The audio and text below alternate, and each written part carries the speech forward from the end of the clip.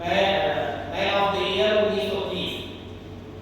उस समय 1930 में आप समझिए हमारे गांधी जी कितने प्रसिद्ध थे पूरे वर्ल्ड में, और जो कवर पे छपा तो उनसे एक पत्रकार आया कि आपका इंटरव्यू लेना चाहता हूँ।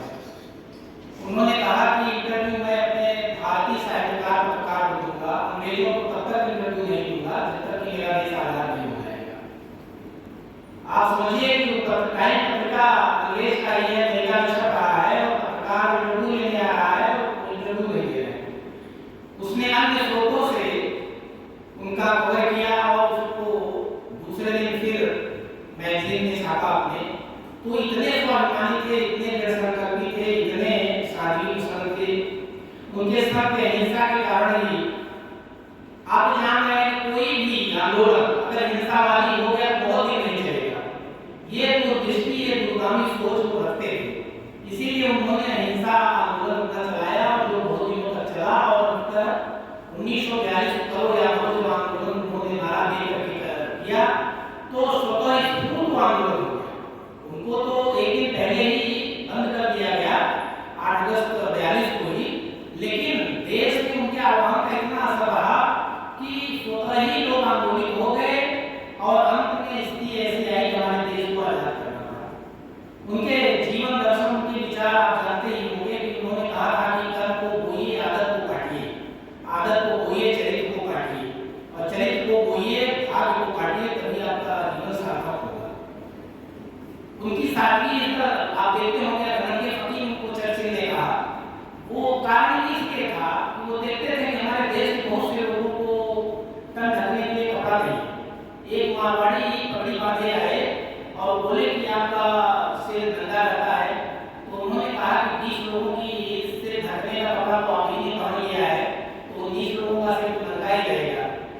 वो नदी में नहा रहे थे, उनको अपने बाएं तरफ दिखा कि एक लड़की नंगी है और उन्होंने अपनी धोती आदि फाड़ी और लहर में बहा दिया। वो लड़की को लेकर के अपना तन ढका, तभी से उन्होंने संकल्प लिया मैं अपना तन, अपना शरीर आधा ही रखूंगा। वो इस विचार के थे, इस त्याग भावना के थे। तो वो केवल आजादी के स्वतंत्रता आंदोलन में ही उनका योगदान नहीं रहा है, उन्होंने एक जीवन दर्शन दिया, वो एक फिलॉसफी दिए जो हमारे जीवन को आगे बढ़ाने के लिए काम होता है।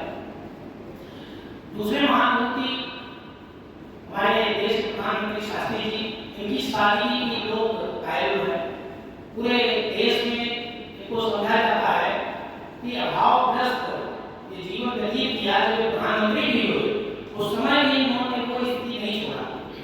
एक बार जब प्रधानमंत्री थे तो उसी स्कूल में इनके बच्चे पढ़ने जाते थे और वहाँ के एसपी के बच्चे भी पढ़ने जाते थे। एसपी के बच्चे कार से पढ़ने जाते थे और इनके बच्चे टाटा से पढ़ने जाते थे। तो इनके बच्चे जब आए, सुनील शास्त्री, वैभव शास्त्री, हरिकृष्ण शास्त्री, तमाम लोग जब आए, कहने लगे कि आप देश के प्रधानमंत्री हैं और आपके अंडर एसपी है, मतलब कार से जाता है और हम लोग कांगे से जाते हैं, काटो से जाते हैं, तो हम लोग भी कार से। तो शास्त्री जी का क्या जवाब था? उन्होंने कहा कि 2 कारण से आप नहीं जा सकते। पहला तो ये कि मैं वो 60 साल की उम्र तक उनकी नौकरी निश्चित है, पक्की है, और मेरा क्या, आज प्रधानमंत्री हूँ, कल हो सकता है डर, और आज आप कार से चलने लगो, कहीं फिर कार से चलो, ऑटो से चलो, तो लोग हंसेंगे। दूसरा, मैंने जो दिया है, जो मेरी कमाई है, जो मेरा वेतन है, वो अफोर्ड करने लायक नहीं। और मैं, आप जानते हैं, सरकारी खर्चे से आपको कार से नहीं ले सकते। जैसा कि आप जानते हैं कि एक बार कूलर लगा दिया था, जब प्रधानमंत्री थे तो उन्होंने कूलर निकलवा दिया था कि नहीं, हमारा कुछ नहीं है, आप जब जाएंगे तो वहाँ कूलर नहीं है और धूप में निकलेगी, आदत खराब हो जाएगी और सरकारी धंधा भी होगा। एक बार उनकी कार को लेकर के इनके बच्चे चले गए थे, तो जितना ये चले थे उतना पैसा सरकारी कोष में जमा करा दिया था। तो इस तरह की सादगी एक भी थी।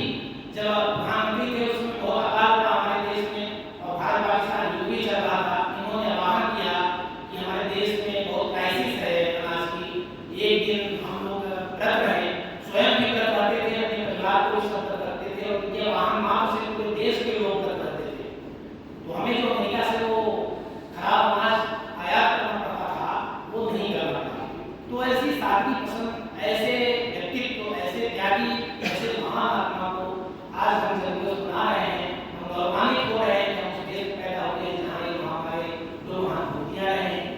इतिहास में बहुत ही मतलब